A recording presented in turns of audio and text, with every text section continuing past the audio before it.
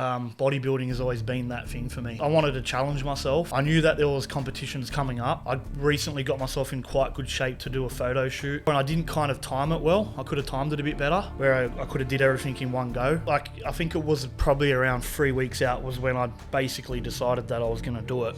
I couldn't even see my abs at that point. You know, it got to a point where I was doing, 2 40, 45 minute stair climber sessions daily on top of weight training.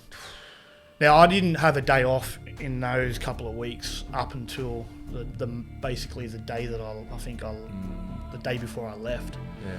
So I was training right up till that point and killing myself with cardio. Yeah. And I felt good the night before. Everything was positive. I went back to my room, and that's when I started to cut out my water a bit too much. And the next day I really just cut water out way too much. And Did the ambulance come? They were going to come, but they just monitored me first. Oh, good. But they wanted me to go straight to the hospital. Look, if you had one shot or one opportunity to seize everything you ever wanted in one moment, would you capture it or just let it slip away? Yo, his palms are sweaty. He's at WBFF show. Knees are weak, arms are heavy. He did vomit. Mum's spaghetti. From the sticks, the Bronx, the riots, to the north side, skinny, now built, good in snaps, muscles, and dressed to kill. Please help me welcome Matthew Wayness.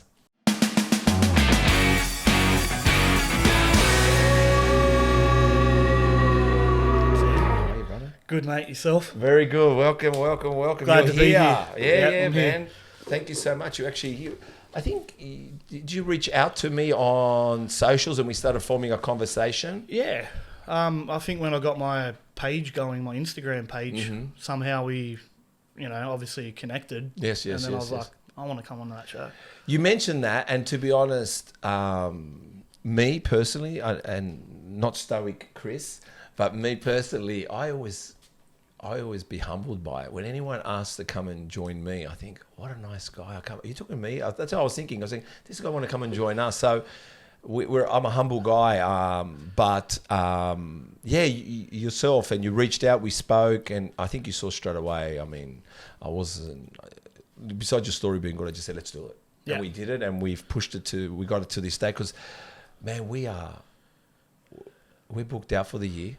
Yeah, and we've crazy. got podcasts coming out of our asses. Like, we've got so much content. It's incredible. But you know what? I'm going to go to the first question. And the first question, I text you on the 4th of November at 3:17 p.m. So you were up in the Gold Coast. This is before you're going to do the comp. And then, to see how you're going. And you text back, so that was 3:17 p.m. and you text back at 9:22 p.m. on that day, the 4th, which was a Saturday. And you said, mate, I took things to the extreme to come in, shape in for this competition. Unfortunately, it came at a cost. Started to vomit when I got to my room and couldn't hold down water. I had to call 000. I'm finally better now, rehydrated, scared. Scary moment then. Mate, we have so much to talk about. I'll be honest, I scared myself today for the first time in my life. I really did. I put everything in with my preparation to be stage ready. I fought tooth and nail. I broke myself physically and mentally. What I didn't realize was I was absolutely burnt out even before I got on stage and made some mistakes being too dehydrated. I felt like I could have died today, man. Something didn't feel right. I pushed myself to a dangerous place. The floor's yours. Yeah, so that was pretty much it in a nutshell. Pretty big, eh? It's been a big year. A lot of stuff has happened in just my life. What do you mean? Just personal life stuff, relationship stuff. I hurt people in my life. Who did you hurt, man? Just a couple of special women that are a part of my life. Yep. and did things wrong, and that's been something that I haven't been able to kind of move past. Yeah. It's been a real mental challenge. I know what that's like. Hurting people, especially. This is the definition of especially used to single out one. What is that? Is that my phone? That's hilarious. But and the podcast is built to be hilarious and serious and spontaneous. So Yeah. Sometimes we hurt them and we're at fault. But it's like you don't realise even the slightest how you did it or what you did or your intentions, and then it's just fucked. So you hurt a few people. Yeah, so bad relationship stuff that I made wrong decisions. People got hurt. People have been sick in my family. Right before the competition, I found out my mum's got like lung cancer. She's gonna pass away from that. So all these tough things. My best mate has been sick. So just everything just feels like it's just been like happening in 1 year. So it's been a pretty tough year. But I am that kind of guy that I use that pain and just I put that towards my training. So I was in quite good shape. So you fucking decided to go 2.5 weeks out to go into this comp. Yeah, I looked when you texted me that. I looked at it, and you decided to. The comp was the 4th, and it was the 18th of October. Yeah, most people fucking take 12 weeks to 16 weeks to come into a comp. Mm-hmm. I was watching people doing what they were doing, and they're all talking about WBF. I think that's a long way away, and you're going 2 weeks to give it a go. So keep going. Yeah. So you've gone ahead and you've with all the pain, the misery, and the disappointments and struggles and sad news. And sorry to hear about your mum too and all that kind of stuff. So go on. Yeah. And then you've decided you're going to do this comp because I'm assuming you're also doing it to find some kind of joy or trying to escape. Yeah, exactly. Yeah, the gym has always been, bodybuilding has always been that thing for me. Mm-hmm. So I wanted to challenge myself, and I knew that there was competitions coming up. I recently got myself in quite good shape to do a photo shoot before, and I didn't kind of time it well. I could have timed it a bit better, where I could have did everything in one go. And my preparation for the comp would have been better, but my head wasn't really. But you haven't competed before, have you? No. So that's what I'm saying. Like fuck. You got a comp body, buddy. But having said that, it's a whole different kettle of fish going into a comp because 100%.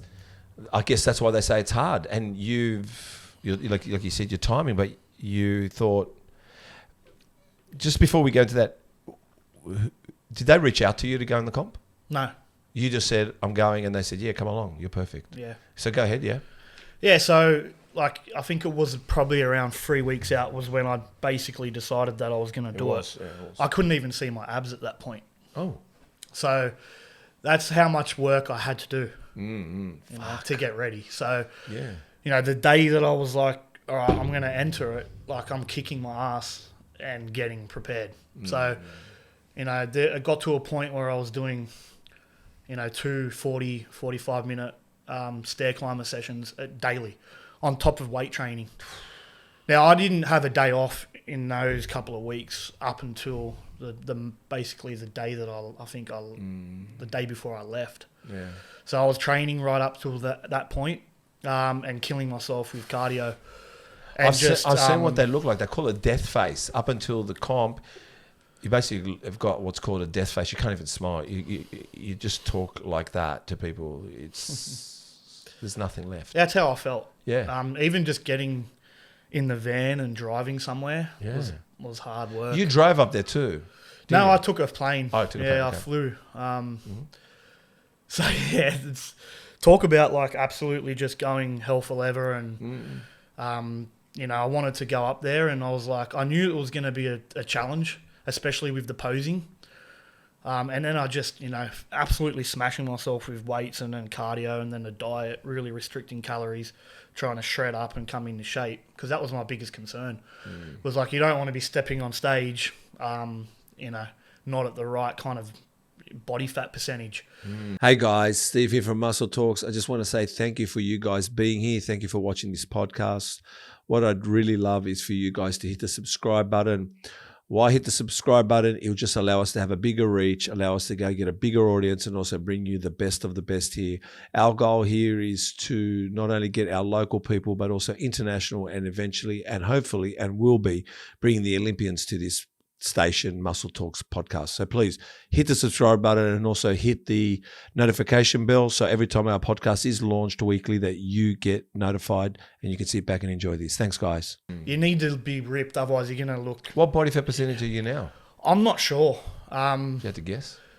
I reckon I'd probably be around 8-9% now. And what do you have to be to go up there? I think like I was probably around 5%. Wow. Okay.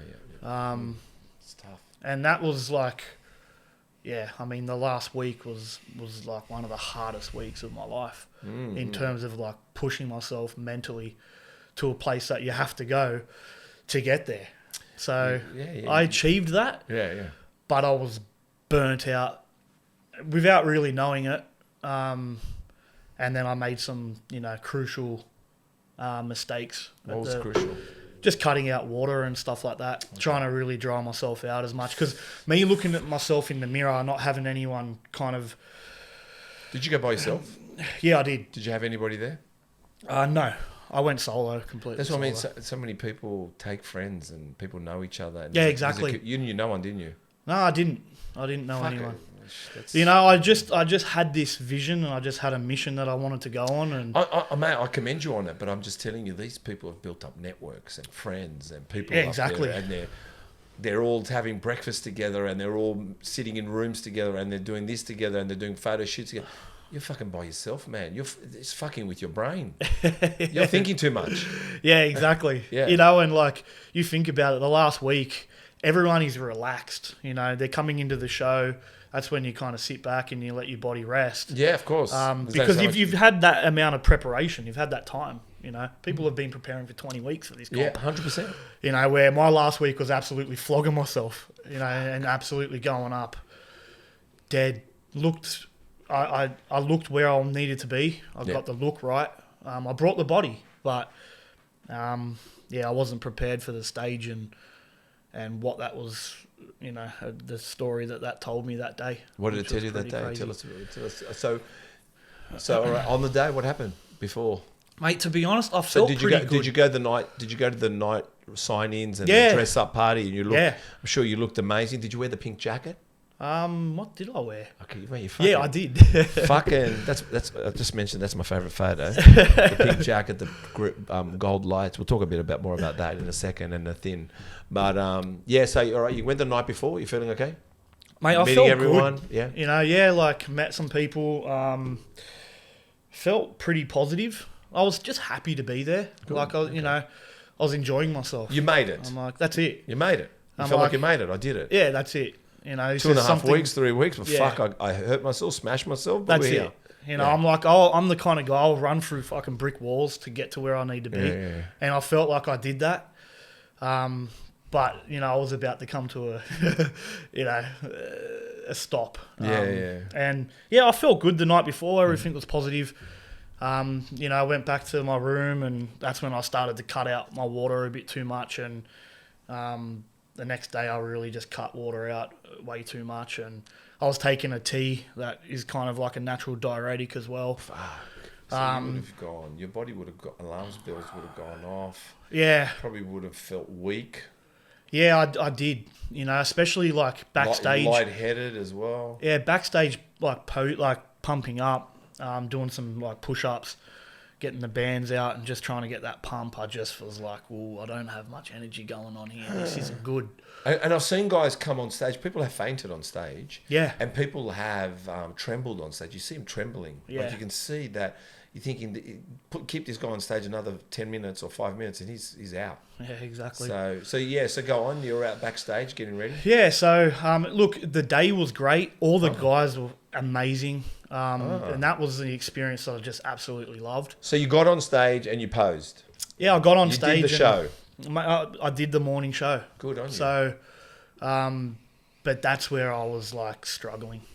I think within Probably my first couple of poses, like I knew I was in a bit of trouble. And tell me something. How was the posing? I can't remember it too much. How did you practice it? Did you get a posing? I had Robbie Frame, who's amazing. I don't know if you've heard of Robbie Frame. No. Really well known, especially in WBFF. Absolute genius in bodybuilding and posing and all that kind of stuff. So he helped me with posing and stuff coming into that, the last couple of weeks. So he did help me there, which was great. So I still didn't have the time to kind of nail my posing like I needed to. And practicing, especially the last week, I just didn't have the energy levels to, and I wouldn't say that I went in my posing half-assed, but I needed it to be, better than what it was. But at the end of the day, it didn't matter because by the time I got on stage and started posing, I was just dead to the world. Yeah, far. It was just like... There's no connection. It's hot on stage. Yeah. You've got all these bright lights and just holding these poses, I was like, feel like I was about to faint. You're probably also panicking inside you to not make a spectacle of yourself by fainting or making a mistake or just losing composure. Like you were probably at the point of that anxiety that when you lose you lose reality for that second, when you're like 100%, and you're spinning, you're kind of like when you get out of a chair quickly and you go, whoa, you were probably hanging on like that the whole time. 100%. Yeah. Like the first part of the posing process, because it's a T-walk. So you go, you start, you go to the front, and that's where you're like, all the attention is on you. Yeah. You've got, a couple of poses you could do, which I think I did like 3 or 4. Yeah. And then you move over to the right side, then you go over to your left side. Yeah, I saw that. By the time I was midway through my first part of posing, I don't even remember really what I was doing. Wow. There's a crowd of people in front of me, judges, but it was like I was by myself at that point. And I remember hitting an ab pose where I had my arms up like that. Yeah. And I just felt something inside that didn't feel right. Wow. And that was a pretty scary moment because I was like, this isn't a good feeling. This is actually now a fight for survival. Fight or flight. Yeah, you were in fight and flight mode. Yeah, 100%. And I broke out in like a real cold sweat and poor thing, man. And to be honest, I couldn't wait for it to be over and I'm just now I've got to move over to that side and start posing again. You were already checked out. You go, I got here, but this is it's kind of like you made it, man. But what I'm alluding to is each stage had a different goalpost, and each goalpost kept getting further away on you. And you're like, how am I going to get there? How am I going to get there? So go on. Exactly. So, I did all the work to get there, and I smashed myself to pieces, to get on that stage. But that stage broke me, physically and mentally, and just... So when it wasn't good. So they announced the winners. Your segment was over. Well, how'd you go? Not necessarily because so what happens is that it's in 2 stages. So I had to go back later on that day for the second part of posing. And that's in a suit or in a... No, you get back into your thing. Wow. The main judging is done on the first section. That first part. Yeah. But then you've got a couple of hours to kind of wind down. And then you can leave, you can stay, do whatever you want. I decided to go back to my hotel. Is that where it all went wrong? And that's where it all went wrong. I felt pretty good. I got back, I was talking to a cousin on my phone. But then after that, I got up and I felt really lightheaded and not in a good way. And I was like, I feel like I'm wobbling everywhere, and then I was like, gee, I'm actually going to be sick. And that was pretty scary. And then Robbie... he messaged me and was just asking how I was. And I was like, look, I'm not very good. I've just vomited. And then he was just straight on the phone to me, making sure I was okay. He was worried. Fuck. And he's like, mate, this isn't good. You can't go back to the evening show. Your night's over. Health comes first. Yeah. Mate, Hey guys, I hope you're enjoying the podcast. Guys, please go to threeog.shop. Go to threeog.shop and purchase your book now. This book doesn't only have Ted's recipes on there, you can create your own. It even tells you about the utensils you need to be using. It says macros, fats, carbohydrates, sugars. It says it all. There's too much to list. So please go to threeog.shop. What's that? threeog.shop. Get your book now. Like, what have you done? And he was like, he was panicking, and I was just like, look, I think I cut out water too much. And he's like, who told you to do that? Like, because the night before he was just like, drink piss, because all I cared about was coming in lean and dry. So I was like, I knew I was going to beat. So you didn't necessarily listen to the advice. Yeah, of an expert. And all of a sudden you're an expert, and he's also thinking, who the fuck spoke in your ear? Did anyone get in your ear? Yeah, exactly. That's why, because he said, who spoke to you? And he was like, genuinely worried, and he had a coach from up in Gold Coast ring me, FaceTime me, and we talked about things and, my protocols. They knew. That's how scary it is, man. People have... Fuck, Yeah. I don't want to even bring up what happened recently in WBFF in America. Yeah. And that's the scary part. It's even scary to talk about it now, but this is the thing, man. You just got to... I think to do anything, you need the right team, the right people, and you need to check in with everyone. You need to be making sure... I don't think it's healthy for anyone to do this alone competition. You need to... Agreed. Get some people and say, hey, Steve, man, I'm going to do a comp in 12 weeks. Just check on me sometimes and let me just talk shit with you. And I go, no worries, man. You just call me when you're on. And then you got your coach, and then you got your posing coach, and then maybe you got a relationship with a girlfriend. But you just need a team of people that are always going to be... You do. Like saying to you the real stuff, like, hey, well, man, go ahead and you need to throw down a T-bone right now because you're fucking too small. Yeah, exactly. They might That's say it. You need a bit more carbs or whatever. You need to fill out a bit more. Yeah, but you were the expert. That's it. And you went too far. So you didn't make it to the second part. Yeah, so that's it. I never got to finish. Were they concerned as well, the competition themselves? Well, they probably didn't know. I just didn't. So people sometimes didn't turn up. Some people probably don't even turn up. Yeah, that's it. So I just sat in the hotel room, and I think that's a good idea. And got better, And once I got some electrolytes in, because I had to contact, Zero. Did the ambulance come? They were going to come, but they just monitored me first. Oh, good. But they wanted me to go straight to the hospital. They're like, go to the hospital. Can you make it there? I'm like, yeah, I think I can. They're just like, well, look, first things first, you need to get some electrolytes into you. Yeah, and good. So I did that, and I got some snakes. And then once I started consuming, the electrolytes and the bags of snakes, I started to come back to life. Yeah. Things changed, and I felt like just instantly better. It was funny. I nothing to your extent. I was doing a 3-day fast, no food for 3 days, no food, and just coffee and water. And I remember speaking to my girlfriend. I wanted to do something for me, and it was my third morning. And no, it was actually I think it was the fourth morning. So the fourth morning meant I should start eating, but I wanted to go for a little bit in the morning, like a little bit longer, And man, I was barking at her, and I had the shits, and I said, "Fucking, why don't you make this phone call?" Like, it wasn't her fault. And then when I tuckered down and ate something, an hour later, I was like, yeah, I'll fucking make that phone call now. I'm all right to do that. Like, it was just, you must have thought once you got your electrolytes and food and a bit of sugar in, and you must have felt like, all right, I'm back. It's going to be okay. Yeah, it was kind of scary. But you spooked yourself because you said you wanted to get back home, you wanted to do a blood test, you wanted to check yourself over. Did you end up doing all that? Yeah, I did.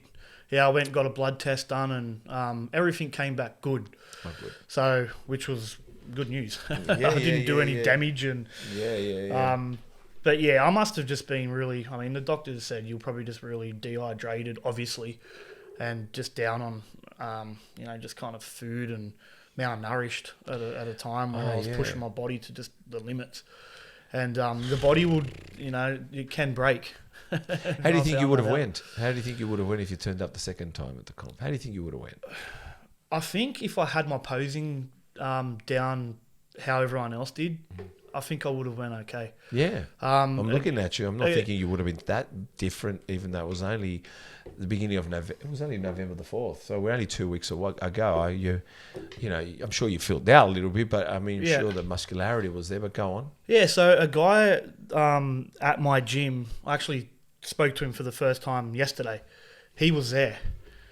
And he came up to me and he's like, man, you looked amazing on stage. Yeah, I can imagine. You know, you did. Have you got any photos or film of it? I haven't got any photos yet, but they're going to be coming, I think, later on in the week. Make sure when you get some, send them to us because we'll use some of it. Yeah. Definitely. Yeah, so I've got some photos. So he was just like, man, what a shame that things went wrong for you because with the posing and just not being able to obviously continue with the show, he's like, but you probably might have placed. I would have loved that. You know, he was like, if not won. So wow, he's like, that's how good you looked. And I'm like, well, I don't know because like I wasn't there. What do you reckon, Chris? You reckon we would have won? The guys that, I would have, like, I gave it a good shot. And I've got like one little photo I've seen of myself and I looked pretty good.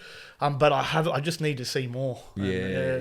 Oh, look, man, firstly, well done. Like, you went with adversity, and then I think you went to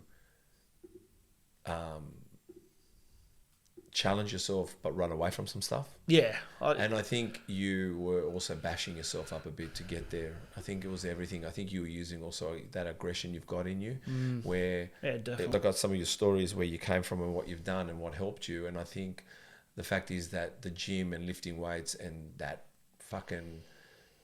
sometimes when we push a heavy weight, sometimes you got to scream, and sometimes you fucking just throw the weight. So, the aggression. I think that was just you going into that comp and pushing all, which they're not going to go away. They don't go away, unfortunately, unless we face them. But everything that was going on for the year, you had that as fuel, and then you accidentally blew yourself out on that last segment. Like I said, you got to the Friday night, you got to the Saturday. Like you were that close, but I've got to say, man, you went. Yeah. Man, you don't need, like, what I'm getting at is, and the guy that said you could have placed maybe one, the fact is that you were there. Yeah, that's it. The only reason you didn't go later is the world didn't let you. Yeah, exactly. You were fucking stopped. Yeah, that's it. Like that's it. It's not you. You could. There was no decision. Like even though the guy said your day is over, mate, he knew there was that there was no fuel in there to get you. There was no energy to get you. There was no enjoyment to get you there. You were fucking empty. Yeah, exactly. You emptied out. So it spooked you, but I guess what did it teach you in the end? Like coming back, and what do you take away from that? Because you speak about mindset. I've got that in the questions here. Yeah, I think what it's taught me is that like sometimes you've just got to take a step back and understand that things are going to take some time, in life sometimes. So it wasn't, I thought that it was the right time for me to compete, but it realistically it wasn't. Should I have waited? Yeah, I should have. And maybe that's... I think I think you were ready to compete. Hear me out. You just missed the point. Yeah. I don't think it was that you weren't ready. I think you missed the mark. You were probably ready 12 weeks ago had you made the decision then, or 20 weeks ago. Yeah. But you kind of got into a desperate stage. And that run away and face the 2023 with some positives, because you said there was negatives in 2023. So you thought, fuck, this is the last big comp. This is it. If I miss this, I've got to wait for 2024. And you just said you learnt things take time. You lost that thought and you became impatient and you jumped on it. Exactly. Just to fucking finish the year. Maybe you wanted a high. All the sadness, your mum, you're this, they're hurting people. I need something, man. I need a reward. Yeah. And you went in. I think that's it. It was an escape. It was like putting my mind to... it was a positive escape, but it was unrealistic what you were going to do. At the end of the day, I come back and then those things haven't left. I've still had the same year. Yeah, you've said things have still happened. So. But tick it off, and the fact that someone said and they came up to you and it was kind of like a guy from your gym. It doesn't sound like it was like a guy you hang out with, but someone that saw you and knows you. I look at you, man. I'm thinking, fuck, 2 weeks ago, yeah, maybe. I think you. I can see symmetry there. I can see a lot of things you've done. You would have definitely, probably, done good. And like I said, you haven't done a comp before, man. Yeah, that's it. You haven't done a comp. You know, How old are you? I'm 39. 39. So I've got the bug now. Like, Have you? Yeah. I can't wait to do it again. Wow, that's can't good, wait. man. I don't know how they get this bug. I'll be competing again. It was amazing. So have you answered that question there? And you got your bloods done and everything's good. We talked about that. Yep. So has it also, coming up to that comp, has it changed now how you train at the gym? After doing a 2.5 weeks of prep training, has it now you gone like, all right, I understand that. I understand what I used to do. Has it made you better in the gym? The last few weeks? I'm still crushing it. I'm still training hard. Yeah, I mean, the thing is now is that because I've got all the carbohydrates and food back into me, I'm more energized and stronger. Yeah. So it's like a good kind of period where it's like, but I need to take a couple of days off and just let the body rest a little bit. And like I did put my body through a lot. So I have to sit back and just understand that, like sometimes you just need to just let your body rest a little bit, and so I need to kind of rest a little bit, and then but I'll keep training. Summer comp now, mate. It's just a summer comp now. That's it. It's just a summer comp. This is just as important. There's just no trophies with this one. But then again, you don't mind if a girl smiles at you. That's a pretty good trophy. Well, it depends what you like. You might like guys smiling at you. I don't know, but I'm assuming the girls, assuming you break girls' hearts. So life growing up, tell us about Matthew and his environment, smarts, personality, like your smarts, your personality. What were your dreams and aspirations? But just to go on a little bit, you've mentioned in our conversation, Housing Commission, Macquarie Fields, the Macquarie Fields riots, knowing then who you hung around with wasn't the right people, telling me you weren't the best student either, girls, leaving school before finishing year 10. Yep, tell us about that. Yeah, look, grew up in Housing Commission, Macquarie Fields. I know that. I know the Macquarie Fields, and I know what happened with the riots there too. Yeah, I mean, at that point, I was already kind of out working. I wasn't even living in the area. But I knew all the guys that were in that and involved, and which was kind of, tragic and that was sad also against the police, wasn't it? It was a lot going on, wasn't it? It was one big, the cops couldn't control it, eh? Yeah. It was mayhem. It was pretty much against law and order. Yeah, basically like a guy I knew, and him and his mates, I think they stole a car or something like that. They were getting chased. Yeah. They actually lost control of the vehicle. Yeah. He lost control of the vehicle right outside of my old home. Right. So he hit like a medium strip and lost control, hit a tree. His mates like decapitated. Yeah.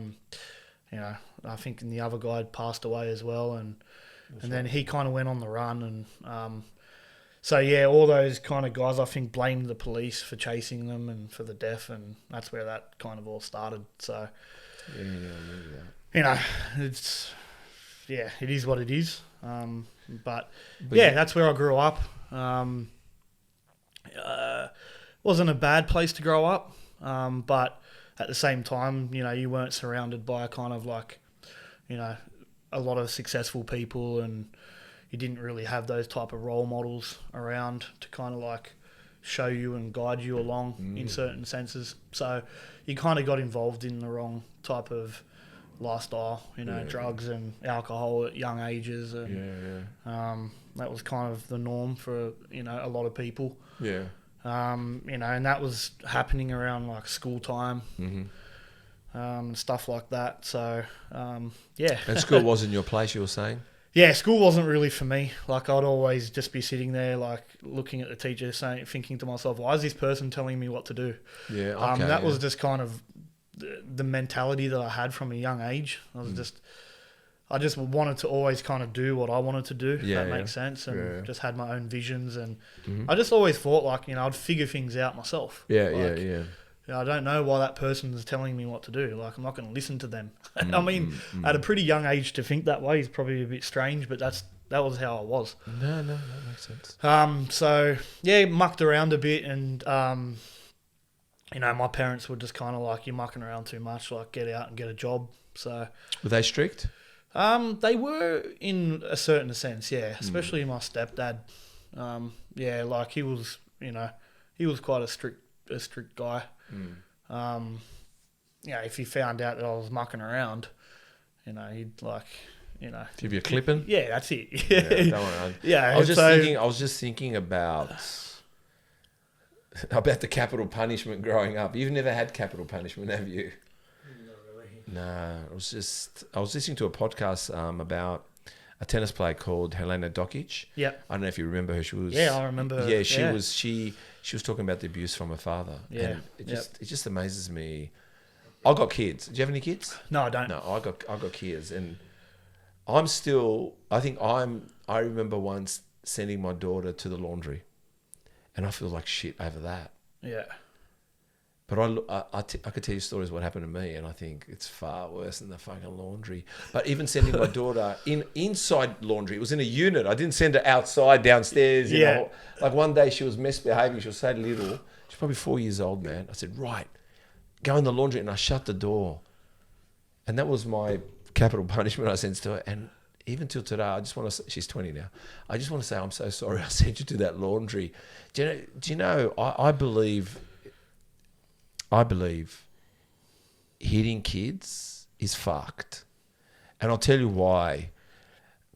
It's a cop-out because I thought it's a norm because I grew up that way. Yeah, That's how yeah. it was. It was normal. Yep. I mean, fucking teachers giving you the cane, Yeah. fucking detention, picking up fucking paper, All the fun stuff. or being threatened to be expelled, getting your parents up to say you're going to get expelled, and fucking... but also like my dad, and there's no room for that. I don't know. What I'm trying to say is, how bad can you be? What I'm trying to say is, unless you've, I guess, hurt somebody, or you've stolen. But mate, if you've broken the laundry window, do you have to get belted for it? No, that's If you fucking turned up a little bit late on your BMX, do you need to get bashed? Exactly. But we got bashed. Yeah. You know what I'm trying to say? Yeah. We got bashed. You know? Yeah, I know. That's you know, taking things a bit too far. But that's what I mean. So, all right. So, the other thing is, you mentioned to me that you went and got an apprenticeship. Yep. Your parents told you need to, because I think you left school. You decided to leave school. That's it. Before even finishing year 10. Yeah. They said, right, man, you need to go and get a job. You need to grow up. What'd you do for a job? What apprenticeship did you do? Yeah. So I became a painter and decorator. Yep. So straight into a trade. You know, a little shit kicker kid, but you know, working with grown men. You know, I think I was 15. It changed my life. It was the best thing for me at the time. Yeah. Because I'm going to go with that question now. You said you were on your second year of apprenticeship. You became best friend with your boss's brother. Yeah. And you said but you used to get your ass kicked by grown men. Yeah. And you needed to get out. So you believed that in the area, so living in that area, and also your boss's best mate, you bought a gym set from him, and you thought if you start training with... There's another bit to it, sorry, but I've skipped. But you thought if you buy that gym set, that was your way out. Yeah, no one would touch you. Yeah, Is that true? It wasn't like I just. Yeah, like I think around that point, one of my mates he had a gym set. Yeah. So we kind of got training together, and like I was addicted for the first time.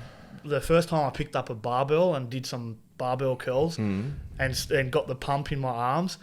Well, like that was it. I was. All right, I'm going to go addicted back training. one more. Your mate bought a home gym from the neighbour. Correct. Yeah, correct. And yeah. when you used it, Yeah. you got a response, a Yeah. pump. Yeah. Your muscles reacted, and you got hooked. That's it. All right. Before that, were you a sporty kid? Yeah, played were- soccer. you played Yeah, soccer? and athletics. Athletics. So you were a Yeah. sporty kid. Yeah. Oh, he's sporty. Yeah, go on. Yeah, so we trained a little bit, and then around that point, like that's when I was becoming really good friends with my boss's brother. Yeah. And he was like, oh, we talked about training, and he knew so much about training, and he's like, oh man, I've got a weight set, I can sell you. And I'm like, what? It was like everything was happening all at once, and I was like, oh no way. So I was like, I went home. I was like to my mum and dad, I'm like, I'm buying a weight set. We're gonna put it in a spare room. And they're like, all right, no worries. So yeah, Paul, his name was. He just brought it straight over to my place. We unloaded it, and I had my own set of weights. And around that time, I went and bought the Arnold Schwarzenegger encyclopedia. You did tell us about that. I've got that down as well. About the what I do not know about this. I knew nothing about this Arnold Schwarzenegger encyclopedia, but you've read it. No, I haven't read it. But you used to, you followed the bodybuilding guide, didn't you? There was a bodybuilding guide to bodybuilding. What did you go to? Bodybuilding.com? .com, yeah. Yeah, Right. that's where you went. You did the Arnold Schwarzenegger encyclopedia. Yeah. John Torelli spoke about that encyclopedia. What was it about that book? Mate, it was basically an encyclopedia of bodybuilding, and he wrote the whole thing. And it covered everything, It covered it literally covered everything from like training, nutrition to contests, contest preps, like everything, and how he did everything. I never read it. And it was so detailed, and So you're reading that at night. mate, I'd be laying on. Is that the only book you've ever read? No, I bought it like a Frank Zane. Frank Zane too. Yeah, Frank Zane book, because what I discovered was try and find someone that kind of has your type of body type. So because I had a very fast metabolism, I was an ectomorph, not strong, skinny. I was like, well, who's the closest to that? And Frank Zane was probably one of the most closest bodybuilders. He resculptured everything. Yeah, wow, it's amazing. Yeah, and it was big and thick, and I'd just go home and just lay on the bed and just I was so excited about training and just. And Frank Zane, he changed bodybuilding as well. He Yeah, he made it did. more ripped. He made Yeah. it more, bit more ripped. He Yeah. took it to another level. And both of those two individuals both believed in mindset. Did they? Yeah. Tell us. Yeah, I mean, well, look at Arnold. He was he believed that his biceps were mountains. So he was just that's what I believed. So he made his he's got iconic biceps. Yeah, of course he does. He created that. So he had that belief set. And I think in one of the book that I bought of Frank Zane, he was the same. He used to meditate before training. And he's you can literally make a 5 kilo weight feel like 20 kilos doing dumbbell curls. Wow. If you can just sit there and really concentrate, go slow, contract. And I remember doing it. And it's the only time I ever trained like that, because it hurt. I did 2 sets and I couldn't train biceps anymore. It's because you were in it. You were mentally and physically in it. So they call it feeling it. You're feeling it. Yeah, that's it. You're obviously in your thoughts through the body, Yeah. visualizing, thoughts mentally, physically feeling it. Yeah, exactly. Wow. So I was just completely addicted to bodybuilding from a really young age. How old?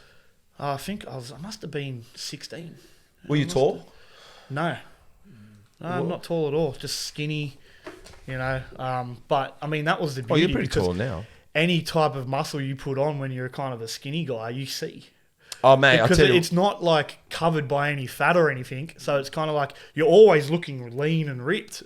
Well, and that makes you look bigger because it's that kind of effect. It's an illusion. It's an illusion. I'm 96 kilos. And look at me, man. I'm not nothing. But I told Chris, when you're going to see me at 88, you're going to think I'm bigger. Yeah. Because at That's 88, it. once you take the layers of fat off and we Yeah. can bring the muscle up, it all looks... How much do you weigh? I at the moment, I'm weighing about 88 kilos. Yeah. See? Look at that flat Chris, huh? Does he look like he's 100 kilos? Mate, and I reckon I put Like, I know you're ripped and you fucking look like... I was probably stepping on stage maybe 82, 83 kilos. So I've put that much weight I on so forgot fast. what it's like to be. That's why I say I love the 80s. I love the 80s, man. Yeah, the that's 80s are the best. 80s are the best, man. I can't wait to get. I even looked into myself at the lift. It's so hard, the mindset. Even now, when I got in the lift, I fucking hated looking at myself at the lift. Don't ask, I'm very hard on myself. Having spoken, you were an ectomorph body type. Yeah, definitely. Growing up. Yeah. But you weren't okay with that. When I'd imagine me, you would be okay because I was an endomorph. Yep. And I wanted to be skinny. Yeah, right. But that kind of played on you as it kind of played on me. So tell me, with James, it doesn't play, anything plays on James. Chris, that's Chris's alter ego name. But you, tell me, for me, I wanted to be skinny because I hated being called fat. Yeah. And I was bullied to be fat, but I know you were bullied being skinny. Yeah, so tell me, that's it. what is it about the skinny guys? I never knew that. Yeah, well, like, Who the fuck are these bullies? But go on. you know, like I had a good mate of mine say Yeah. to me one day, he's like, why do I don't know why he said this, but he's Yeah, like, of why do course, the yeah. girls like you when you're so skinny? Yeah. And I'm just like, what a stupid fucking thing to say to me. Yeah, And yeah, it did affect me. You know what Yeah, I mean? yeah, And I was yeah, just yeah. like, yeah, he'd always make these little remarks about being skinny, and I suppose that was just kind of like a seed just planted in my head. So, Yeah. and he was the guy that actually bought the weight set. Yeah. He was the one that know, bought. so- He's the one that bought. No, he's the one that bought the neighbour's weight Yeah, set. yeah. And you were training Yeah. with him, and you He said, was the first guy I ever trained with. and he said to you, let's put it in some context. Fuck, man, you skinny run. Like, who the fuck are you? Then the girls like you, Yeah. and you're thinking, but it was hurting you. Yeah, What? exactly. Are you a sensitive guy? Like, You can be sensitive. It's okay, man. Yeah, I'd say you're 88 kilos of muscular. I would, You'll be all right. I would say like in terms of like stuff like that, like yeah, because like I'm like, man, I would only ever have something nice to say to my friends. Well, you said that. He I said don't it, know yeah. why someone would say something like that. So that kind of affected me in that sense. But Because then you said girls liked you. yeah, I right, mean, I was but popular with girls. Of You were course. popular with girls, but you also, but you said that you liked being nice to your friends. Yeah. You liked being nice to the girls. I understand what you're saying. Even if the girls, you like girls, it's okay. So I'm just saying, but it fucking hit you hard that this guy was taking a dig at you, and you just like saying, man, just why can't you just be nice? And it was Yeah, it exactly. fucked you. So I hear it, man. Don't worry. I didn't realize I got bullied either. You don't realize you got bullied till later. You look back, and you go, that was kind of bullying in a way. Yeah, but that's it. But it was affecting you. So yeah, what does it do to skinny kids? Like, what would you say to an ectomorph at the moment, like feeling this way? What would you be saying to the guy? I would probably just say, look, it's okay. Yeah, it is. It's your body type. Yeah. It is what it is. We're all born, you know, how we're born, and there's nothing we can really do about it. But you can achieve a muscular physique if you want to. You know, if someone wants to go down that realm and change themselves, you can. But I wouldn't let it. You know, I'd be just like, don't let something like that affect you. I mean, I always believe. I don't know. I haven't studied the science, body or any science, but I would have thought an ectomorph had every chance in the world to put on muscle because you're lean. That's an ectomorph. And what am I? I'm an endomorph. so you got. What I'm saying is, mesomorph. endomorph is a little bit like I've got to get skinny. I got fat on me. So. Yeah, so you would just, your body type just tends to, you know, kind of like hold on to a little bit more weight, where an ectomorph is just like, no matter what you eat, you just burn through it. So tell me something. Do you still think you're that ectomorph kid Nah. anymore? No, I it don't. doesn't even haunt you at all. And Nah, like I still understand my genetic makeup. yeah. You know, like it still does like rear its head in the gym. You know, I'm not the strongest guy in the gym. Right. You know, so a real ectomorph doesn't have the strength capabilities. Yep. You've really got to fucking work hard and get stronger over years, and it takes years. You know, you're talking like, I mean, I've been training for over 20 years, so that's what it takes. So that's the one thing that I always tell kind of a guy that's on the leaner side is that, look, it's going to take a long time. You don't have, unfortunately, you've got to learn to eat. You've got to learn to do things a little bit different. You know, it's kind of it's hard because like ectomorphs aren't really naturally big eaters. They don't need to eat that much food. Yeah. The food they eat, they just burn it. They do burn it, man. And that was the biggest challenge for me, was learning to eat. And that was the most important component to building muscle. Yeah, because you said besides, I think you built muscle so you don't get your ass kicked anymore. There was that one too. I think it was there was people hurt you, bullied you, spoke about that skinny part of you that you didn't like. But you had a boss, your boss's brother, mate, told you, man, to grow, you got to eat. Yeah, exactly. Eat. Yeah. That's what he told you, and that's what you did. Is that right? Exactly. Yeah, he's just like, you got to eat more. You know, you're gonna have to learn to eat more. He'd bring me these like protein peanut butter bars. You know, back then supplements weren't even big. No. You know, like you could get some Aussie bodies that tasted like chalk. Aussie bodies. Like yeah. The protein powders weren't that great back then. You know, you get obviously your creatine and stuff like that. But yeah, like, you know, he was the one that sat me down and said, look, you know, this is how you need to train, and but the most important thing is you need to eat more. And I forced myself to eat. You know, I did that. And that was hard, but that's what it took. You say mindset to me. You explained mindset. Yep. And how you mentioned how mindset makes it happen. Tell us more. Yeah, if you've got the right mindset and you believe that you can, you know, get to your goals, you will get there. It's important to have like a vision, you know, and have that vision of what you want to look like, and chase it. You know, it's a bit like what I was talking about. Do you do visualization? Yeah, you know, like. Go on. So I used to visualize myself just having, like, I was obsessed with just having big arms. Yeah, go on. You know, I was just like, I don't care if I don't have a big chest. It's funny because my chest has always been my weakness. Yeah. And it was kind of like, fuck, you know, like I wanted big arms and shoulders. I got those, but then I didn't care about my chest, and that's the one thing that didn't fucking grow. That was always lagging behind. Yeah. So I kind of felt like I fucking fucked myself there a little bit. Yeah. But yeah, like a vision and just that kind of mindset to know that, I think that's the most important thing as well. You know, it's like just visualize how you want to look. I used to do it. Do you visualize? Do you do visualization, Chris? No, not really. No? Maybe sometimes. Yeah, I dream a lot. You know, I think Chris has got great genetics. He's Macedonian. Yep. Won't hold that against him. Look how big his calves are. Yeah, that's it. Like, he's got big solid legs. I think he just doesn't eat right. No, I'm saying you need to eat more, but eat more right. Yeah. That's what I mean. Because food's the source. I used to visualize all the time. Yeah. I could visualize myself when I was 18 in my 20s. I used to visualize small waistline, big quads. Yep. V-shaped back. Yep. I used to visualize that all the time. And believe it. You have to believe it. You do. You know? You do.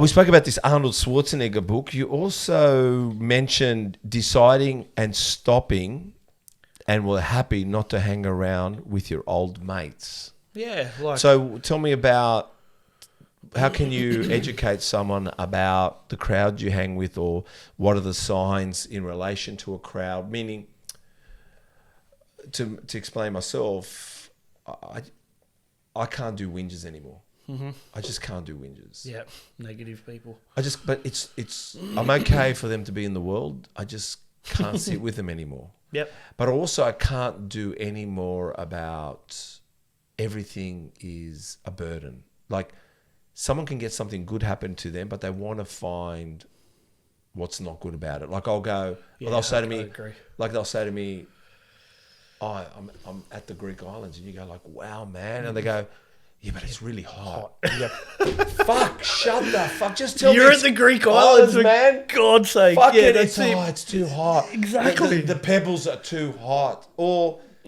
like you go, where are you, man? They go, oh, I'm at this nightclub, and you go, oh man, oh, the music's too loud. Like what I mean is, Yeah, always got to try and find the negative instead of just looking at fucking positives. and I just think I don't want to hear it anymore.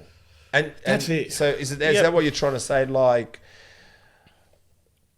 it is the people you hang around with that tells you who you are. And I'm going to say something further in a second, but what do you think about that? Yeah, like, I mean, in that stage of my life, it wasn't necessarily that the people were bad people or anything like that.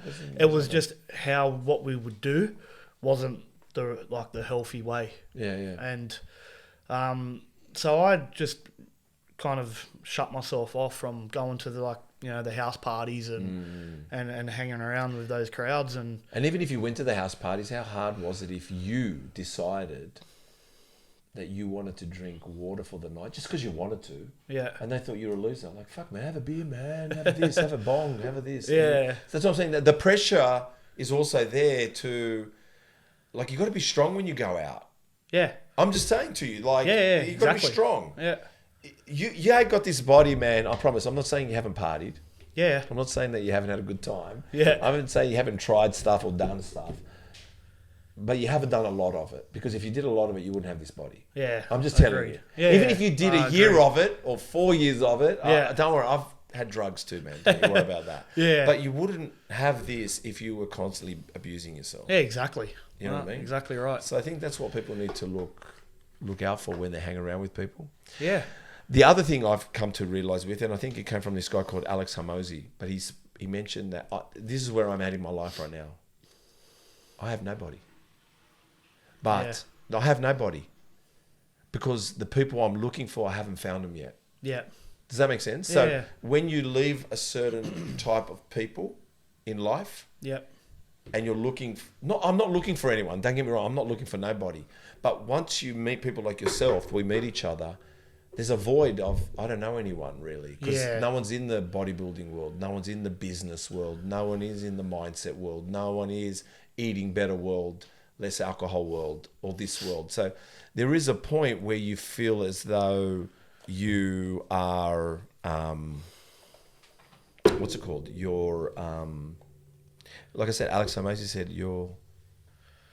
sometimes you're not with the people you want to be and you haven't found the people you want to be with. Are you kind of there as well sometimes? Yeah, definitely. Yeah.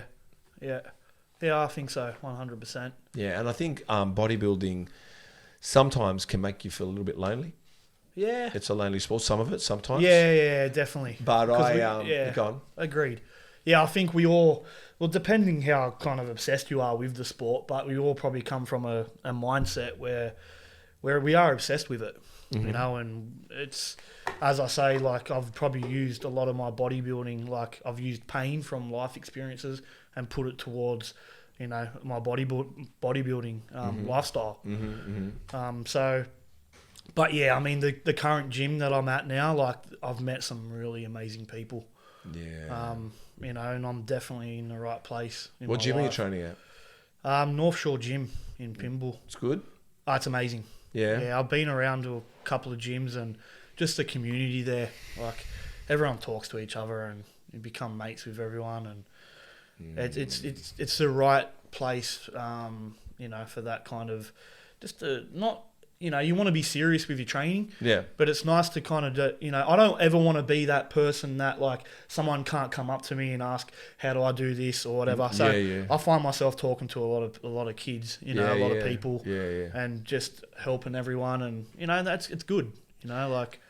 Well, you also mentioned that, the training, the sacrifice, that, a party would come up when you were young. Yeah. And you used it as an opportunity to turn up to show that you were bigger, better, stronger. Tell us about that. Yeah. So why? When I kind of why would you mention bigger, better, stronger? I just turn up to Yeah, I mean, I knew that obviously there was going to be the people that was like, you know, calling me skinny and all that at those parties. The kind of the haters. It's the haters, man. You know, so they would like fuel me, you know what I mean? So I wasn't seeing anyone for a long, long time. Yeah. And I was just staying home, eating right, training and building a body. So then a party came up and I was just like, all right, and that's the party to go to, you know, and let's shock some people. Did it work? It did. Yeah, it does. Yeah, one of my, a guy that like you could call a mate, the first thing he says to me is like, look at Matt over there, he's on steroids. Well, and I was like 17 years old. I'm like, sorry, champ, I'm not. But anyway, thanks for the compliment. That's what happened. So you seem to still see that those motherfuckers still treated you like shit, and the one guy accused you of being on steroids, and you were still surprised that, and it seems like it's something about you, that they still weren't there to treat you nice, and they don't treat people nice, and it means a lot to you how you treat people, isn't it? 100%. Why? Yeah. Well, because I know why, but I'm asking you, why is it? Like I said, even when you reached out, first and foremost, I like an underdog story. Yeah. And I'm an underdog kind of guy.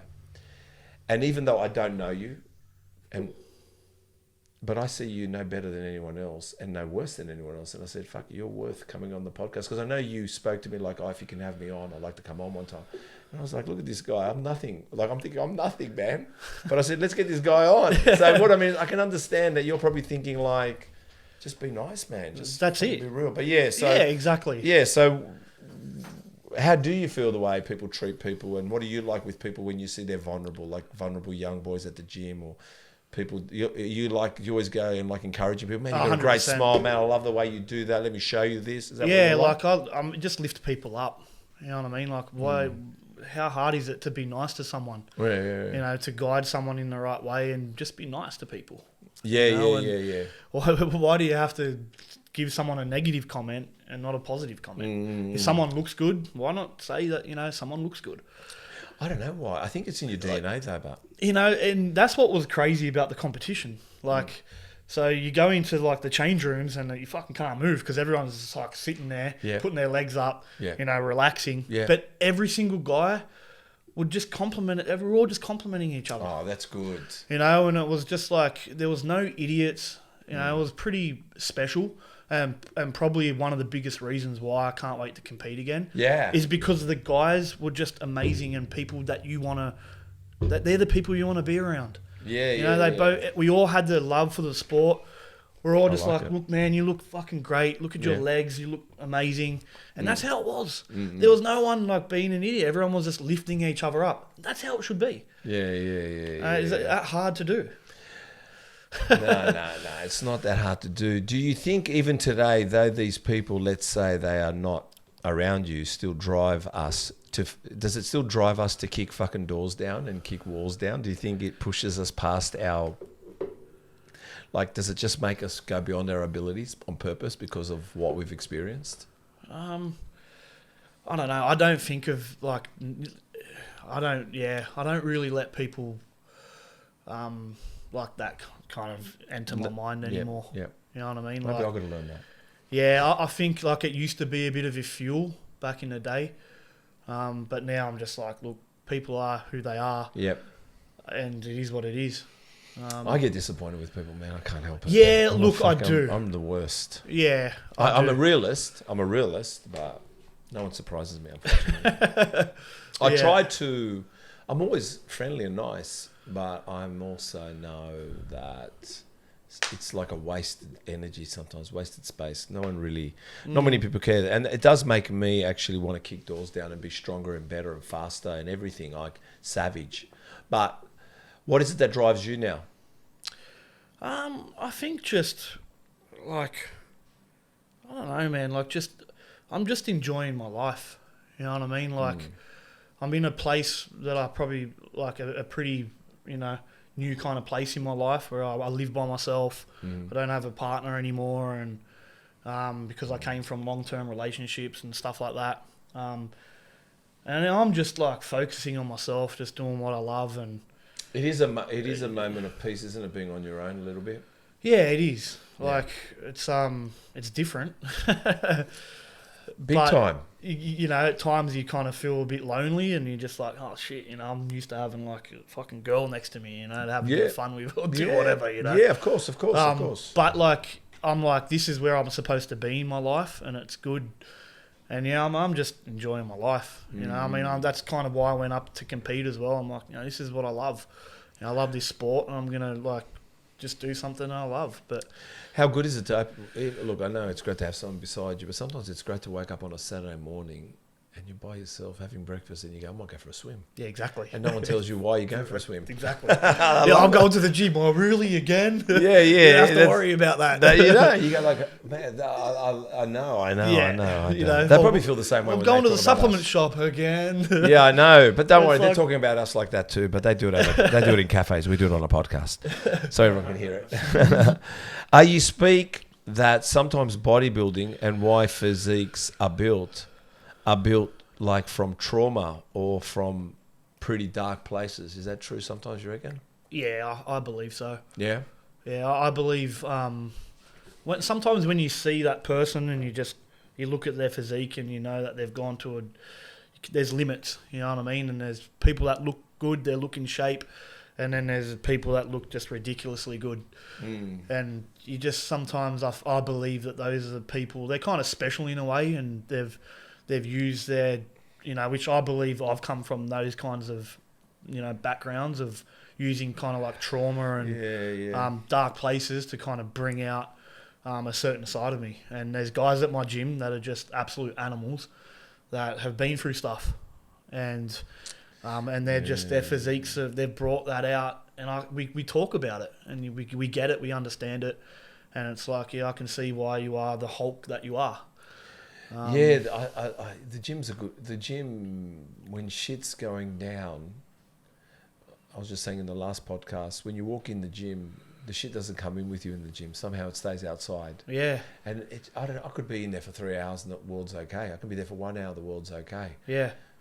Like, fuck, it's a special place, isn't it, in there? You just... Sometimes you don't want to leave because it's just fucking no shit's happening. It's a second home. Yeah. You know, and like some people... I used to say it's like my church. Yeah, and some people won't get that side, you know, and like especially being out in the dating world and you meet people and they're just like, you're obsessed with the gym. And it's like, yeah, I am. Like, it is what it is. You know what I mean? Like... No, you know what? The proof's in the pudding. I would prefer... I find those people that are not obsessed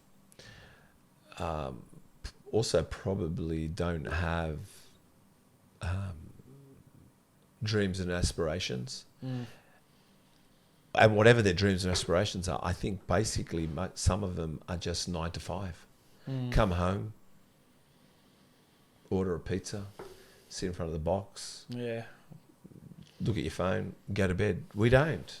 I don't. We're always just looking to push it. Sometimes we wonder why.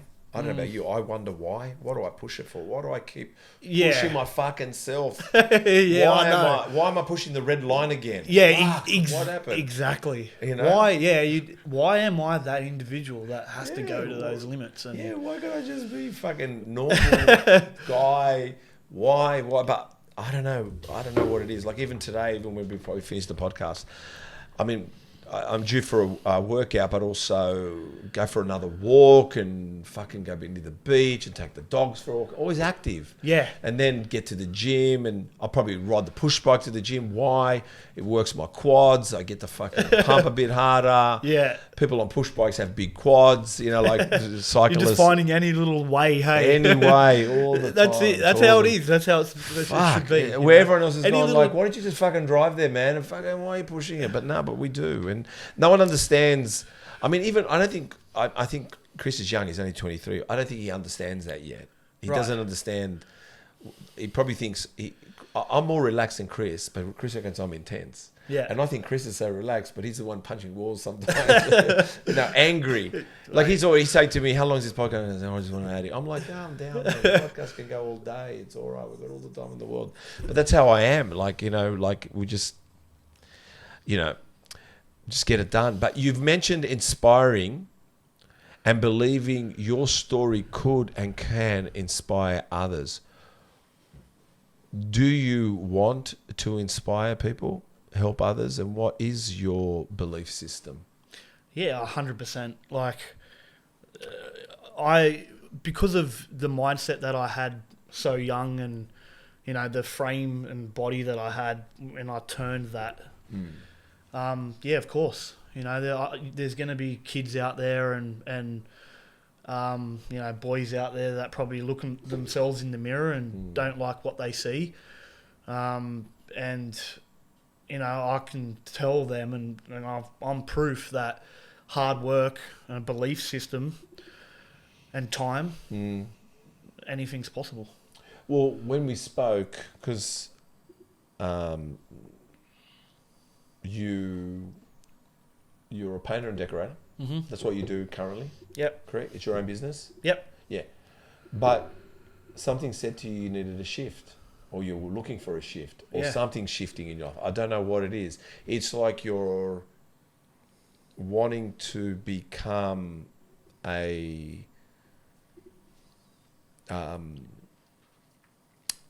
not an influencer, but in a way you want to start giving the lessons of life you've learned and teaching others how to be better. Yeah. And this is where you've decided to brand yourself a bit. Yeah, exactly. And you've done it on social media at the moment, on Instagram. Yep. Right? And you hired the services of Nathin from Nathin is shooting. Yep. We had him on a podcast, by the way. We did a podcast with him. Yeah, he's a great guy. Yeah. He's a great guy. I mean, he's a great guy.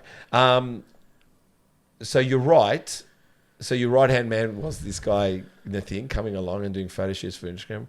Why, you know, and you are quite fashionable. I can see that. Have you always been fashionable? Yeah. And have you been a creative person? You're quite creative, because the photos with Nathin, but also your training, your style, you're accommodating, you're happy to be in the water, you're happy to lie on the sand, you're happy to do whatever.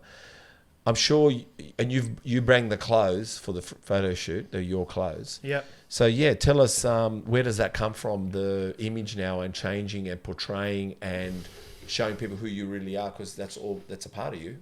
Yeah. So you're a stylish guy. Yep. You're a go-getter. You've been through the traps. You're tenacious. You're a mongrel. You're a underdog, and you're a go-getter. And fuck it, you know, I just want to do all that, but I want people to know,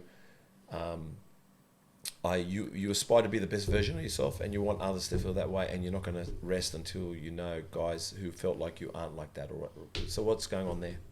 Yeah, like, so I've wanted to... So where are you going from this point on? That's what I mean with all that. Yeah, like I'm thinking of becoming like a men's life coach. Right, okay.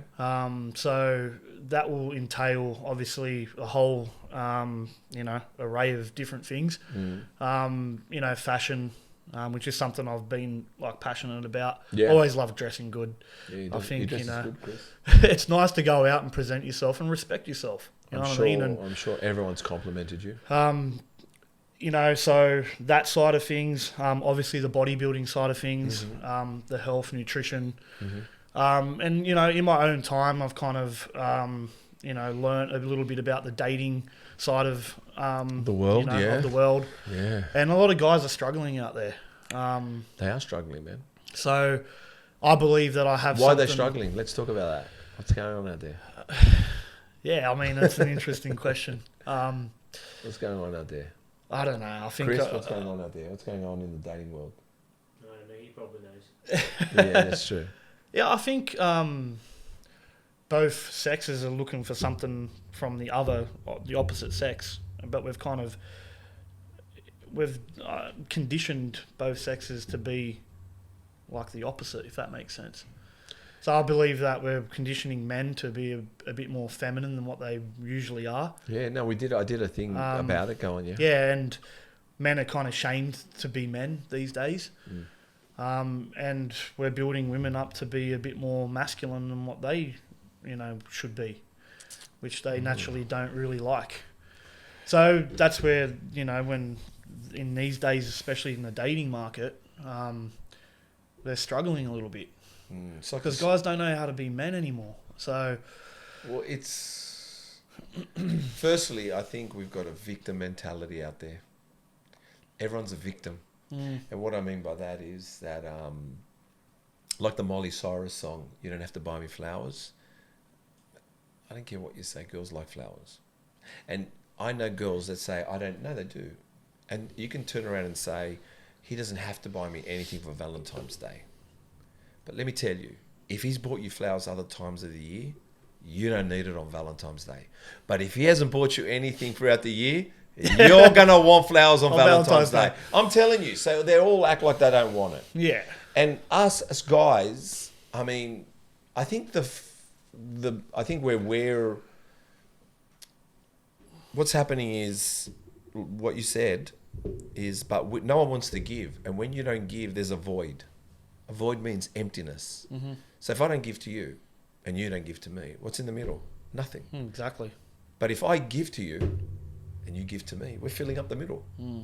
And I think what's happening is everyone's waiting. And also guys, I'll be honest with you, I don't think guys are, don't, hear me out, we've forgotten what chivalry is. You know chivalry? Chivalry is being a gentleman. And I'm going to tell you two things that I got in my 20s. And I heard it from women.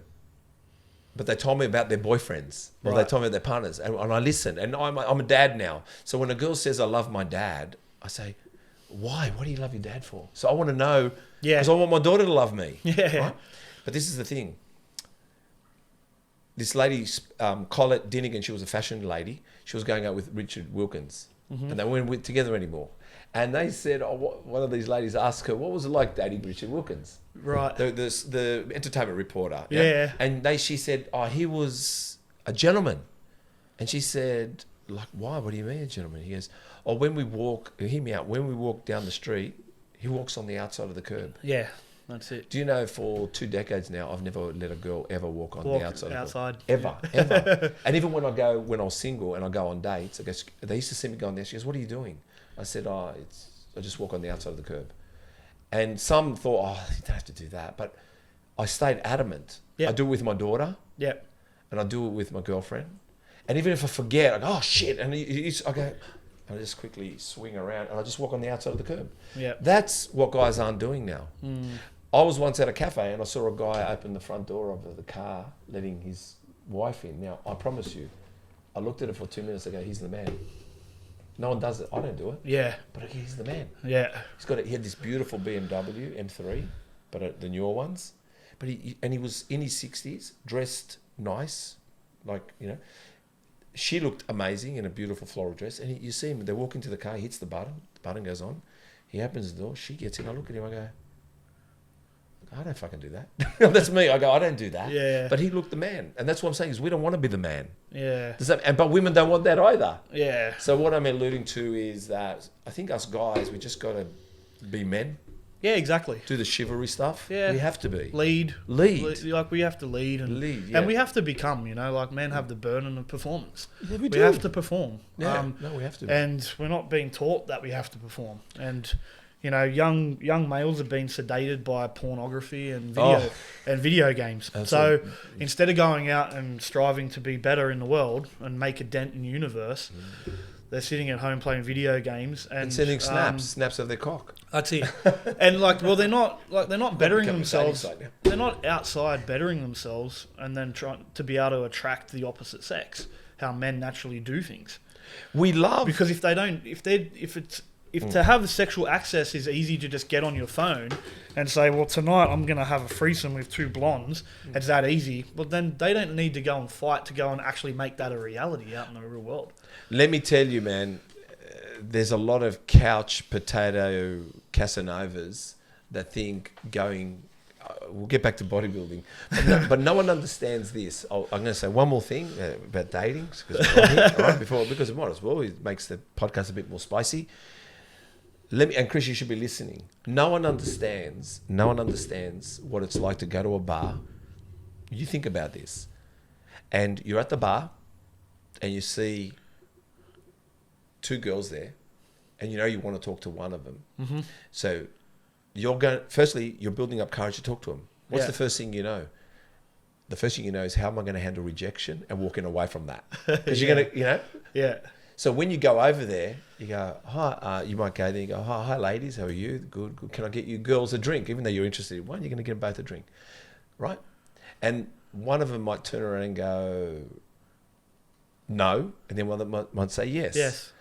But our chances are that they're going to say no. Now, if me and you are at the bar and a girl comes up to us and goes, can I get you guys a drink? We'll go, yeah, let's go. Exactly. That's great. But they're like thinking, what does he want? What does he? Yeah. So the world has to allow guys to do the chivalry stuff. Guys have to get involved. Girls have got to understand, if he buys you a drink, you don't have to go home with him. Yeah, exactly. They think, if you're buying me a drink, I've got to go home with you. Well, that's it. your head. Yeah, I know. What I mean is, it's not. But anyway, that's a story, Chris. I hope you've learned something because you're 22 years old. But what I'm alluding to is, the last thing I'll say is, do you know how hard it is to go to talk to someone in a bar? Yeah. And no one understands the courage is, you're going to know might get rejected. The girl never gets rejected, but the guy will. So you're building up to walk away. But the guts, you got to go up. And I always go, I want to find out. So I'll go up. You've just got to do it. Yeah. Like I was doing this for my own training purposes. Yes. If I want to get into the sphere of helping guys go out and date women, I'd get dressed up in my suits and go take myself to the city. Yeah. And approach countless tables of women. And Yeah. I've got so many stories for another time. Yeah, no, we don't want to become a dating. We don't want to become a dating podcast, which we could. We could. No, but I like what you do, and you're right. You've got to get involved. So I'm just saying is, everyone believes that when they swipe right, and someone says hello to them, and they can talk to them pretty certain ways on texting. Mate, let me see you in person. Let me see you got nothing. You got to walk up. Yeah, exactly. Talk to someone, strike a conversation. Yeah. Show you're a gentleman, and have no expectations, because most guys do, but they can't do that, and that's why there's only so many. It's hard. But let's hope, like you said, the younger men may listen. I've told my son to walk on the outside of his mum. I don't know if he does it, but like I said, we can do plenty, but I think the girls got to allow it. And also allow us to be protectors. We are. Yeah, exactly. That's what we are. That's what we are. Exactly. We're naturally that way. So you were with Nick. What's your favourite shot in the photos with Nathan? What's your favourite shot? Oh, far out. We had so many great shots. Yeah, but what is your favourite out of what I see now on their Instagram there? What's your favourite? My favourite would probably be the one that I'm in the ocean. I think the wave is like basically just below my knees. Yes. And I'm in my blue budgie smugglers. Yeah. And I'm just standing there. Like, Some great quads. Yes, that's yeah, a good shot. just It's Chris's favourite shot. A good just a good shot of physique that I've trained so hard for, and and the thing just made it happen. Just that day was one of the best days of my life when we did that photo shoot. Wow. Chris, people do enjoy the photographer. Yeah. And then so we did it best day of his life. We did it in two parts. So the first part was on the beach, but then we went over to Manly Wharf side for the last part. Were people thinking you're some kind of superstar? Yeah, well, see, that was I had a whole audience, and I'm in Calvin Klein undies. Yeah, that segment. And me and the Finn would just have a laugh, and we're just like, this is great. Women are on the thing drinking wines and just like watching this show of me just like getting my clothes off. And it was good. As if they won't love that. Yeah, my favourite photo when I looked at it last night, having a good look, was the Sleepless Nights City Lights. Okay. Where you're in your pink dinner jacket. Yeah. And there's actually a girl in the background. The timing was perfect for that. Yeah, the whole thing was nice. It was actually very, very, and the colours, the gold, the pink, that. Very, very good. What is your dominant body part? I'd say my shoulders. Yeah? Yeah. Looks good, yeah. My shoulders, which has been a bit of a detriment to my chest because they're so strong that I struggle to engage my chest at times. Yeah. But my legs are pretty up there as well. Fuck, you've got great legs, man. And leg training is something that you just can't neglect. You've got to get in and bury yourself. I forgot what the 80s is. Yeah, So shoulders, what is, I guess, the part that needs more attention is your chest. Yeah. Yeah. Yeah, like I've brought it up as much as I can. Yeah. But you know, It takes years, doesn't it? Yeah, it does. And concentration not to make sure you're engaging it. Yeah. So I think now, like, I'm starting to do more flies, like where I can kind of pull out my triceps and shoulders from from the work of doing bench presses and that, where I probably, you know, they take over a little bit too much. So whereas flies, you can really just engage your chest a bit more. Yeah. And what about you live around Gordon? Gordon, yep. It's a nice part of town. What's it like? What's the culture like on the north side and the bodybuilding world over there? What's that like? Yeah, I mean, it's not a huge, like, there's not that many bodybuilders around anywhere.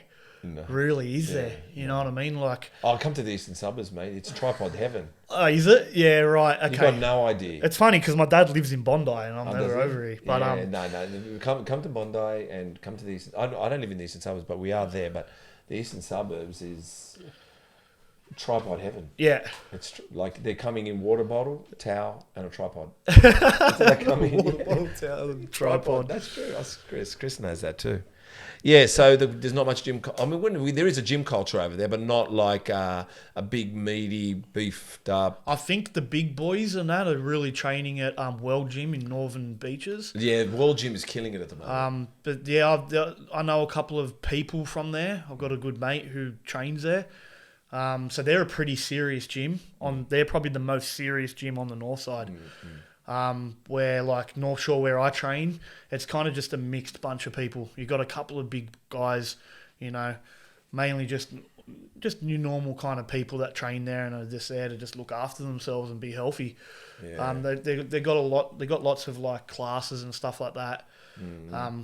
You know, all the bikes and kind of hit classes and stuff, all the stuff that we don't do. Tell me something. What's your favorite bodybuilding meal?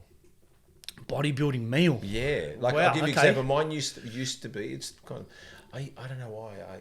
Tuna, Yeah. rice. Yep. I used to enjoy putting corn Yeah. in there Okay. and olive oil and salt. Right. Just that. Yeah. That's my bodybuilding meal. Meaning, think about it. It's very simple. Can of tuna, Yeah.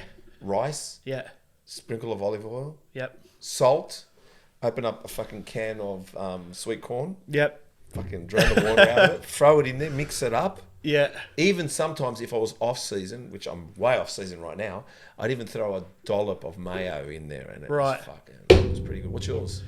I used to love just getting beef patties. Yes. It's like burger patties. Yes. And then rice.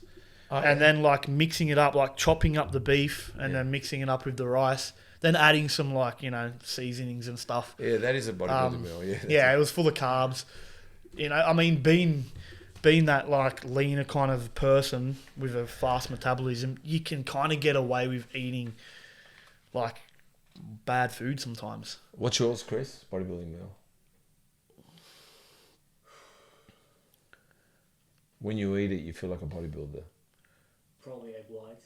Egg whites? Yeah, just egg whites. Egg whites, yeah. I can't look at an egg white for a couple more weeks because that's all I was consuming on my prep, and I'm just like, oh, God. And what's your favourite cheat meal? Cheat meal would be kind of like Macca's or something. Macca's, like that. yeah? Yeah. But see, I can get away with cheating, can. and I tell that to like, you know, a lot of the younger kind of you know, ectomorphic type guys, that it's okay. Like they're just like, look, I'm trying to eat as much as I can, and I'll kind of always sit them down and be like, well, what do you eat? You know, and they're like, well, I'm eating like rice and like chicken breast, and it's like, okay, that's gonna be pretty tough for you to kind of put on some size. Wow, yeah. Being like young with a fast metabolism, to be able to like put on some size, you're gonna have to eat like that like 7 times a day. Go and have some McDonald's. Go and eat some like naughty foods that are gonna contain more calories. Yeah. You have to. They have to, man. And it doesn't mean be like completely unhealthy, but like you can kind of, you're not going to grow by just being that clean. Yeah, if you're an ectomorph, that's not the key. The key is really getting in as much calories as you can. So having a bit of a cheat meal here and there isn't a bad thing for them. Nah, it's I can't do it. Can you do it? Can you do cheat meals? And what's your cheat meal? You know, I don't mind a fucking KFC, is it? See, I can't do I can't do Macca's. right? And I can. Don't get me wrong, I can. But I've not eaten Macca's, and to say I haven't, I'm saying I can't remember the last time I ate it. Maybe I had it a year ago. I don't know. Yep. Even KFC, I don't know the last time I had KFC, but maybe I've had it a year ago. But I do love fucking smashing a big bowl of bolognese Yeah, or fucking pasta. or pizza. Or pizza, yeah, Fucking- exactly. If you take me to an Italian restaurant at night, Yeah. and your fucking garlic bread's there, Of and course. you've fucking got the pasta. Oh yeah, yeah. That's Yeah. that's my favorite thing. Like, Yeah, that's definitely. my off meal, you know. Yeah, exactly. Or a pizza place with mates, and you're smashing a family-sized pizza to yourself. You That's know, it. Like, and it's that to me And like, is make smoothies. Like I always say to people, that's the best way you can get more calories in. You know what I mean? Like, make smoothies. Like, you know, like you can make fucking smoothies that have got like 1,000 calories in one smoothie. yeah. And like yeah. sip on that during the day or whatever. You know what I mean? yeah, Like have half in the morning, like mid-morning after your breakfast, you know, other half later before training or whatever. That's just simple ways to kind of, you know, because people are like, I can't sit down and have the time to kind of like eat a meal. You don't have to. Like blend it. Well, Blend a meal. we had Jason, Mr. Olympia. He did Men's Physique. We just did the podcast. The podcast went live last Last week. Yep. Still going. Tomorrow night is when we stop having it on. Yeah. So it's still going. Yep. And he said his coach told him he needed to put on calories. You know what he did? He used to wrap up rice in Glad wrap, but as it looked like a fucking tennis ball. And he used to unwrap it and driving and eat it like an apple. Apple. Yeah. So he'd wrap. See the things that people do. He'd go to the movies. Yep. Because he needed to put calories on, and he'd be fucking eating the rice.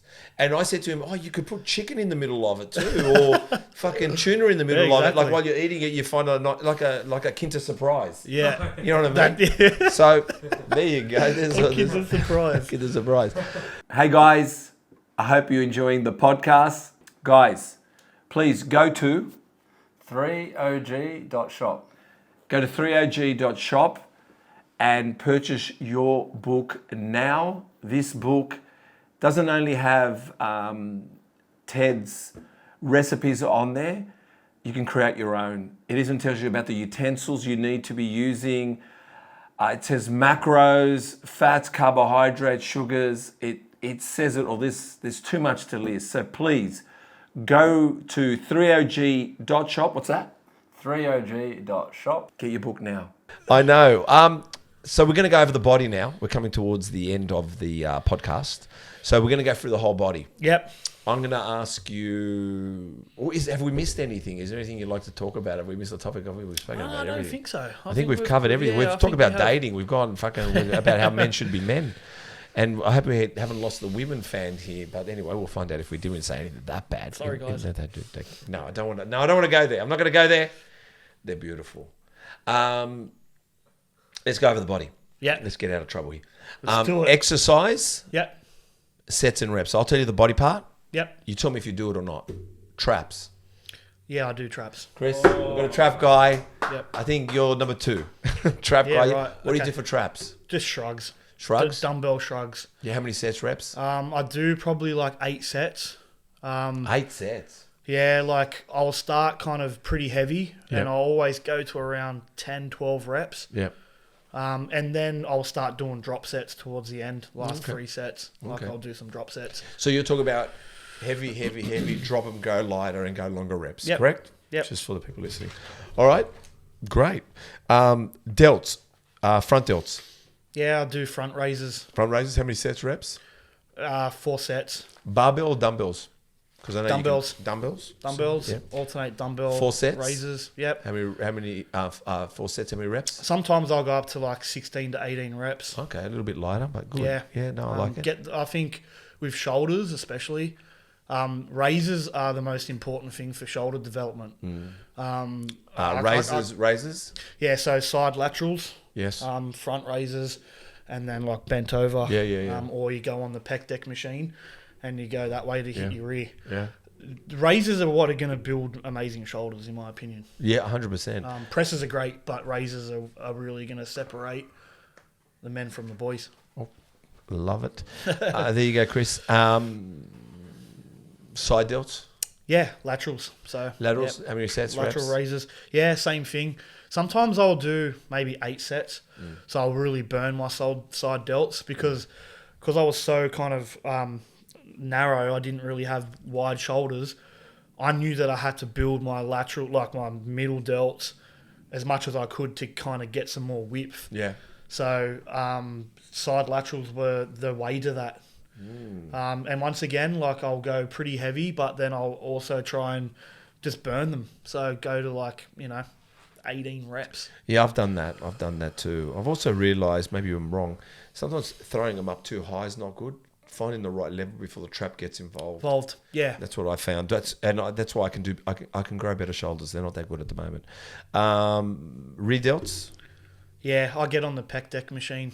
Yeah, and pull them back. Do them rear like that. That just really targets them well. Yeah, it I does. kind of don't like the bend over raises. They just feel a bit awkward. Yeah. So I'll just get on the pec deck machine and go for the rear that way. Are you an Aussie guy or you got European in you? Yeah, I'm half Dutch. Half Dutch. Yeah. Yeah. I can see there's something in you.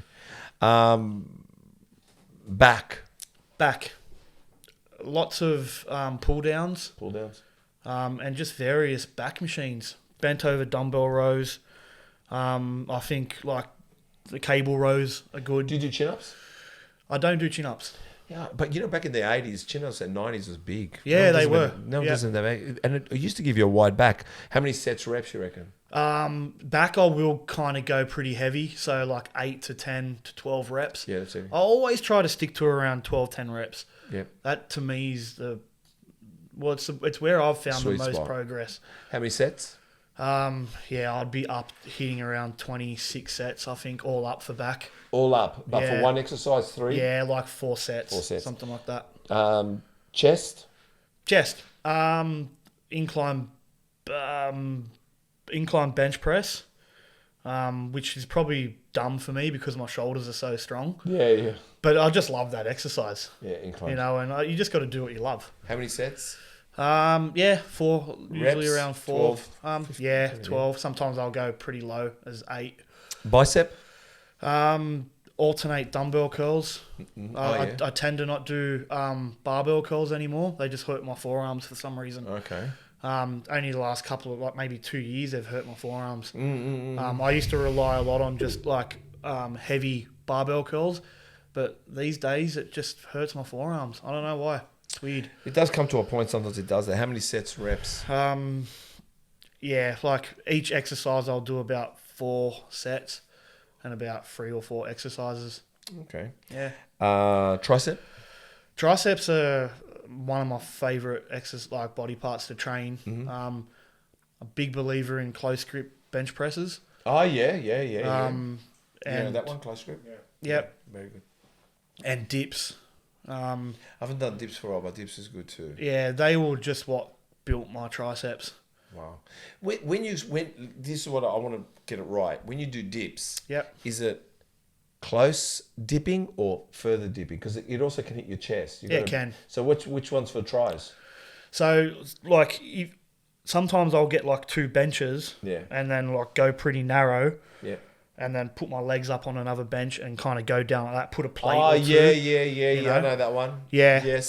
But there's I've also done that for a while. Yeah, there's also a good dip machine at my gym, which is kind of just it's just finding that Finding the right place that position where it doesn't hit the chest. because it's bodybuilding is mostly it's like that mind muscle connection. It you know is. what I mean? So it's really making sure that, like you said, you can engage your chest a lot in dips. Do you know what I mean? And I will do that when I'm fatigued. Yeah. And I want to push my triceps even further. Yeah. And that's when because I've been doing it for so long, I know how to engage different body parts. Yeah, so I'm yeah, now I can push my chest a little bit, but I know my triceps are still working. Yeah. So it's kind of like a drop set without having to drop any weight. Yeah. You know, it's just like, all right, now I'm engaging my chest a bit now to help with my triceps that have... How many sets and reps with the tries? I like to do triceps, like I definitely like to go higher reps. Do you? And really just kind of get that like, especially with close grips, like lock out, get that like tricep to kind of really lock out and feel that, and then bring it down and just concentrate and then lock out, you know, and kind of just do it, you know, in complete motions and just for about 18 reps, just get them to burn and get that pump. Also, I'm very strong with my tries. You'd be surprised what I can push. I can push so heavy on my tries. It's incredible. Do you train forearms? I used to. Yeah, you don't anymore? I don't anymore. Yeah, well, you got good forearms, but I still... Well, I'm a painter as well, so I think that's kind of like helped. But when I was like, you know, my younger years and I was obsessed with bodybuilding, yeah, I'd train everything. So I was doing like the forearm curls and stuff and all like that. Yeah. Abs? Yeah, I train abs. What do you do? What's your favorite exercise with an ab? So there's a good ab machine there. It's just a crunch machine. Crunch machine, yeah. Yeah, so it's like you put your arms like that and it's just like pretty simple. You can add weights to it. And then hanging leg raises. How many sets and reps? I tend to do kind of like 8 sets of each of those exercises, and just go as hard as I can. As you can, okay. Yeah, get them to just burn. Quads?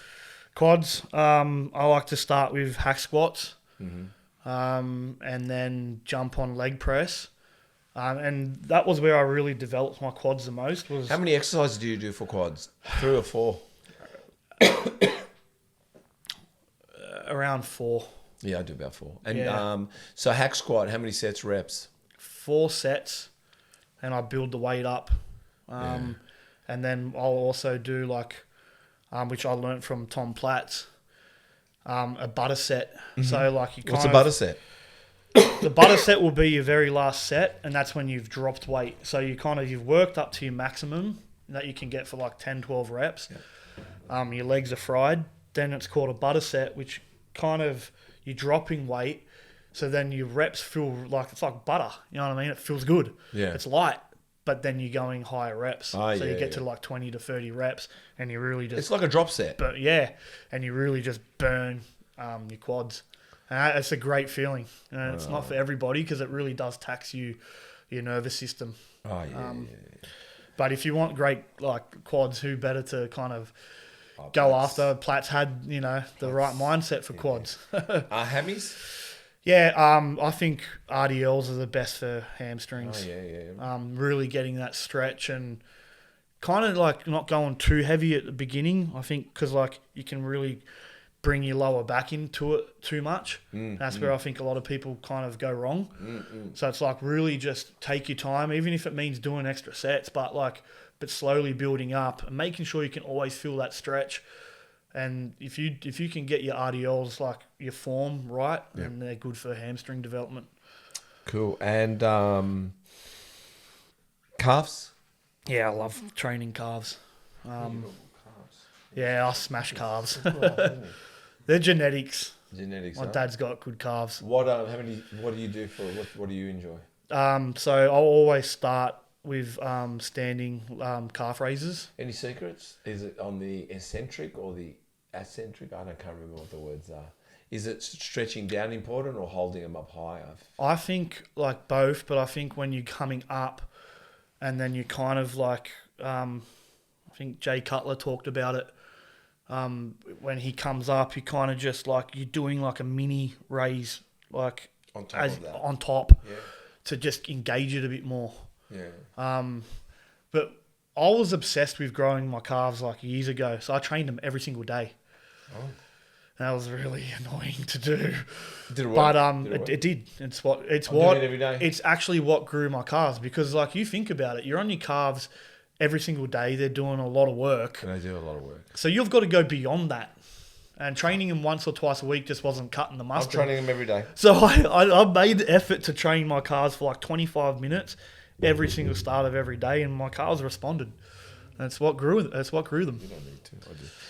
How many sets and reps? Yeah, I tend to I probably I treat them just like any other body part, really. Like probably all up, I'll do maybe just under 20 sets. Okay. And but that's all together. But just say, let's say standing. Yeah, I'll do 3, like five sets. And how many reps? I'll go to about 13, 14. Okay. Yeah. But I'm pushing pretty heavy weight.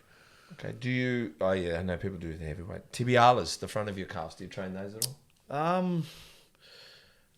You can say no. No, I don't think I do. I only do standing, seated, and or get on leg press and do like calf raises on that. Yeah. What about glutes? Do you train glutes? No, I don't. I was thinking about that today. I should, but I don't. I don't know. I was thinking about that today. Okay, we've come to the end of the podcast, but this is your opportunity. Where can everyone find you? Like, where can they find you? Tell us your handle on IG, Instagram, and Matthew Wayness on Instagram. If anyone wants to contact me for any reason, bodybuilding, fashion, dating advice, I'm easy to find there, and I always respond to everyone. So that's where you can find me. Well, mate, I just want to say it's been an absolute pleasure, buddy. Thanks, Thank buddy. you so much. Thank you. It was awesome. It was my pleasure.